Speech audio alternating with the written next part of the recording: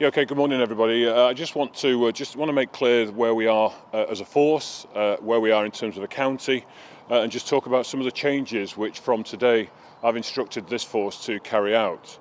So first and foremost, when the lockdown was imposed and the conditions passed, that was sort of late on in March, I took the decision here in force that what we would do is we would very much work along the lines of engaging with the community, informing them of the reasons why, and basically educating them as to the reasons why the lockdown has been put in place and the seriousness of the coronavirus. We felt and suffered here as a force a number of officers and staff who suffered from the symptoms of this awful disease, and we also know that we've got emergency workers, consultants, nurses, doctors, police officers, paramedics who've lost their lives in this fight against stemming the spread of coronavirus. The 3-week grace, for want of a better expression, to the community was to make sure that we could build that trust and confidence, to make sure that they understood what was being asked of them and more importantly why.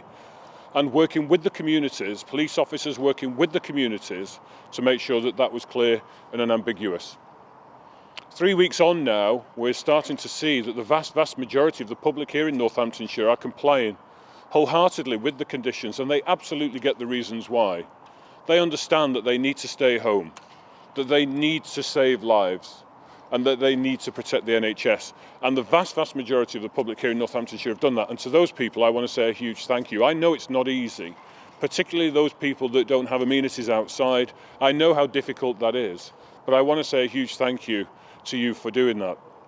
Sadly though, we have a small number of people who are persistently and consistently disobeying the law, and that's the bottom line. They are now breaking the law. And so that period of grace is over. So from today, police officers in Northamptonshire are being given a clear instruction to, yes, use their common sense, to absolutely use their discretion in terms of the powers that they have, but to start to enforce the law. This means for some people fixed penalty notices. It means for some people going to court. And it also means for some people getting a criminal record. I am making a plea to the public: continue to work with us, continue to cooperate. Do not fall foul of the law. Do not be one of those people when this is over that you are one of the minority that received a fixed penalty notice, or worse than that, actually a criminal record. Of course, at the extreme level, by going out and disobeying the law, you are increasing the chances of spreading this coronavirus and causing many more deaths, unnecessary deaths, in the county. So I want to be clear.